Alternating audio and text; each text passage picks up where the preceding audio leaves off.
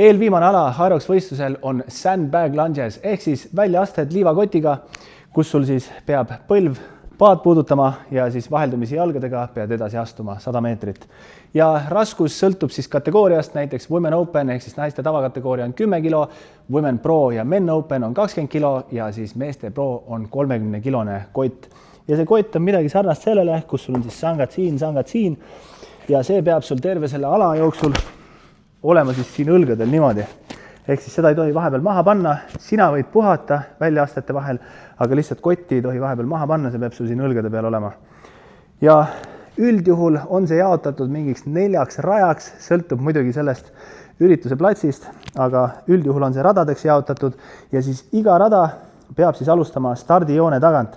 Ehk siis kui ma tulen siia nüüd, võtsin kotti sealt hunnikust, tulen siia, siis ma pean esimest väljaastet alustama siit joone tagant. Kui ma joone peale lähen, siis ma pean kas uuesti tegema või siis saad penalti.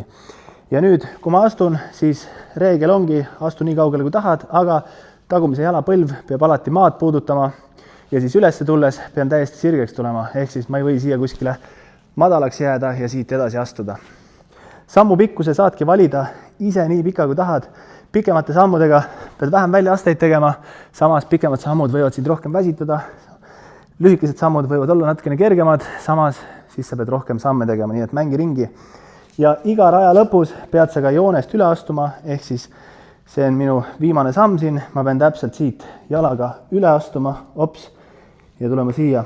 Kui sa astud selle joone peale, niimoodi isegi kannaga natukene, siis sa pead ühe lihasa väljaaste tegema siia.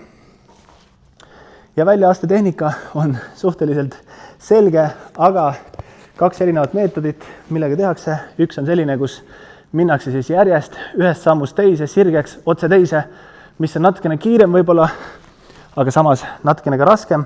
Paljude jaoks on mõistlikum siis iga sammu vahel selle teise jalaga maad puudutada. See aitab natukene tasakaaluga, võib-olla annab siukse hetke puhkust ja siis astud alles järgmisesse sammu. Jälle puudutad maad järgmisesse sammu. Ja lisaks on mõistlik siis ka igal sammul tagumise jalaga aidata, ehk siis kui ma siit astun alla, siis siit ma ei lükka ainult esimese jalaga ennast ülesse, tahad tuharat kasvatada võimalikult palju, siis muidugi proovid selle esimese jalaga lükata, aga siin võistlusel me üritame võimalikult efektiivselt liikuda, ehk siis lükkan ka tagumise jalaga kaasa. Ehk siis sa võid veits mõelda, et sa ei lükka ennast otse ette ainult, vaid sa lükkad ennast justkui ülesse, siis sa saad ka tagumise jalaga aidata ja siis lähed järgmisesse sammu ja lükkad ennast jälle ülesse. Niimoodi ja võib-olla teeb natukene lihtsamaks sinu jaoks selle. Ja üritad leida endale siukse tempo, millega sa jõuad jätkusuutlikult liikuda, pole mõtet sprintida ja siis kops koos kuskil jälle hingeldada vahepeal.